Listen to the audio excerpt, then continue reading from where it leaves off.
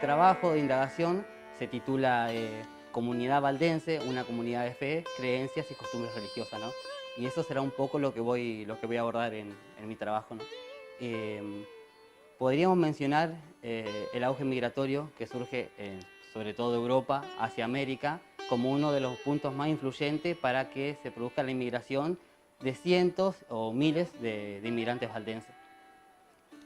Pero antes de entrar a indagar y a reflexionar sobre toda la llegada de estos primeros inmigrantes, podemos mencionar que el movimiento valdense surge en Lyon, Francia, a mediados del siglo XII, ¿no? Mediados o finalizando el siglo XII ya, que sería aproximadamente el año 1172, ¿no?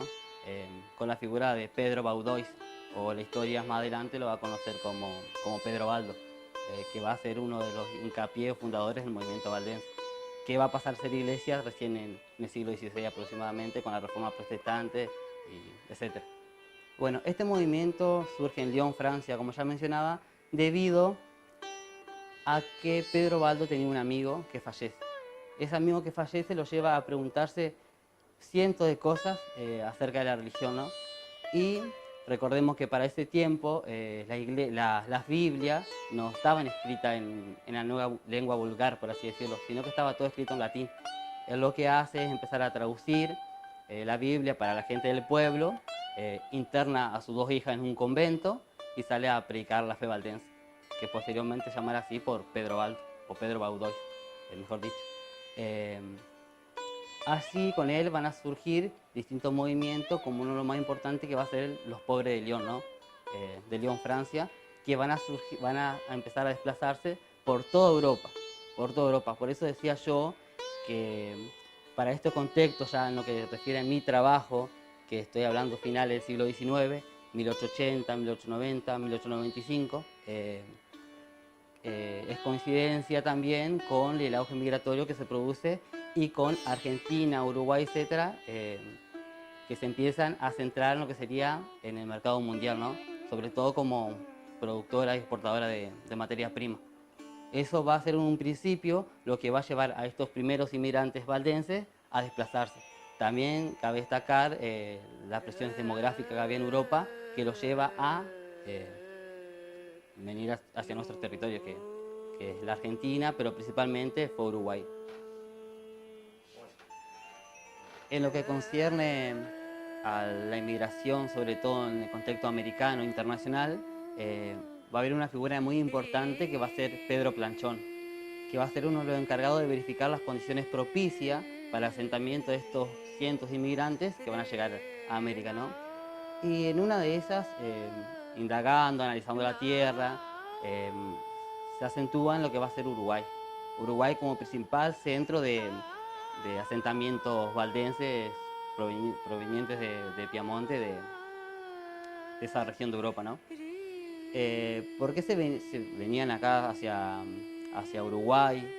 Principalmente por las condiciones demográficas, por aumento de la población, etcétera, y las cosechas estaban prácticamente en quiebra, ¿no? Eso es lo que los lleva a inmigrar. Sobre todo la primera inmigración que se produce, parten desde Génova, Italia, ¿no? Hacia Uruguay. En el año 1852, estamos hablando de la primera migración, en una primera oleada de barcos, ¿no? Que trae 173 colonos valdenses hacia Uruguay. Fue allí cuando se asentan, compran tierras, empiezan a predicar la fe, siempre acompañados de su religión, que es lo más característico de esta comunidad, ¿no? Y fue así en ese contexto que van a empezar a desplazarse. ¿Hacia dónde? Hacia Argentina, principalmente. ¿Por qué? Por el auge económico que se producía. Recordemos que a mediados de la década de 1880, principalmente en 1890 en adelante, coincide con el modelo agroexportador, ¿no? Argentina como productora de materia prima, impulsado también por Julio Argentino Roca, también que lleva a que la campaña del desierto, la conquista del desierto, haya dejado territorio en el interior libre. Y necesitaba gente que se poblara, que la poblara esos territorios. También cabe destacar que no solamente en esta oleada de inmigrantes llegaron solamente italianos o franceses, sino también españoles, alemanes del Volga, etcétera, van a ocupar toda esta región, impulsados también por la ley Avellaneda, ¿no? La inmigración y colonización del territorio nacional. principalmente como inmigrantes utilizados para la mano de obra. Eso va a ser el principal hincapié de la inmigración y de la aceptación también de los inmigrantes por parte de la sociedad argentina, ¿no? Fue así, en este contexto, que se van a empezar a colonizar diferentes tierras en el interior, donde Entre Ríos va a tener su propia manera, por así decirlo, de que esos inmigrantes sean aceptados, ¿no? Acá en el interior, sobre todo en Entre Ríos, que va a tener un papel muy importante en la difusora de la religión valdense, principalmente en el norte de Entre Ríos, centrándonos en lo que sería la colonia oficial número 3, número 14 y el pueblo San Gustavo, Las Paz y alrededores, ¿no? Allí va a ser donde se van a sentar estos gran números de inmigrantes provenientes principalmente de Varadero, la región pampeana, norte pampeana, bonaerense. Esa región va a ser donde se asentan los primeros inmigrantes valdenses para después desplazarse hacia el interior, ¿no? Fue así que en el año, para ser preciso, en 1882, una compañía anónima de la ciudad de allá de la compañía anónima de Amberes, de Bélgica, una empresa colonizadora, va a comprar 20 leguas de hectáreas en San Gustavo. Estos campos pertenecieron a un inglés denominado de apellido Highcroft, donde se le compra 20 leguas que fue comprado por Eduardo Schill, que va a ser el fundador de San Gustavo, de la colonia de San Gustavo. Bueno, fue así que van a llegar estos primeros inmigrantes valdenses, incentivados por Eduardo Schill, que era abogado que conoció estas tierras y le dice a Bons, que era un encargado de la Sociedad Anónima de Amberes, a que compre estas tierras. Incitado, él compra las tierras y en el año 1888-1889 se funda lo que sería la colonia San Gustavo. Fue allí que se produce la llegada de los primeros inmigrantes, que datan aproximadamente de 1891, es decir, 2 años posteriores de la fundación de la colonia San Gustavo. Estos van a ser los encargados de propiciar la fe valdense, ¿no? Los nombres de estos inmigrantes valdenses fueron Pedro Barolín, Cairuz principalmente, y su familia, hermanos, Esteban, etc. No van a tener un papel muy importante en la profesión de la comunidad valdense y de la fe valdense, ¿no? El principal motivo fue el económico, ¿no?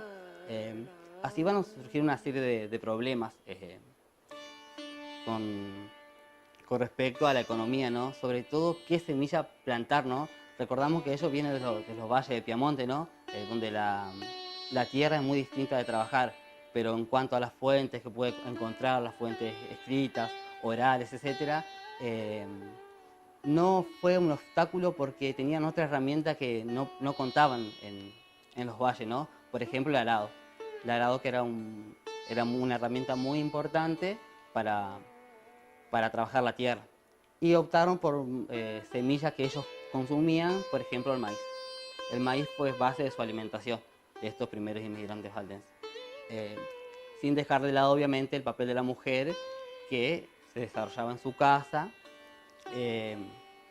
sobre todo impartiendo la religión valdense, que conlleva a la enseñanza particular que denomina como la iglesia doméstica. Esa iglesia doméstica que influye sobre todo en la capacidad de los niños, ¿no? Por eso hablamos de una verdadera comunidad de fe. La comunidad, es decir, el pueblo, iglesia y comunidad entrelazados entre sí. Eso es lo que denomina como una comunidad de fe que va a ser un papel muy importante. ¿Qué característica tiene esta comunidad de fe? Que es cerrada, prácticamente cerrada. Que lleva a que se produzca la enseñanza de la fe reunida en fogones, alrededor de velas, siempre predicando el Evangelio, la palabra de Dios. Puede ser de manera personal o pública, sin embargo se daba más de manera personal que de manera pública o familiar. Es decir, todos compartían las palabras de Dios, leían algún fragmento, contaban historias, etc., pero siempre dentro de las 4 paredes de su hogar. El culto público fue prácticamente, en el contexto temporalmente de 1890 a 1895, prácticamente nulo.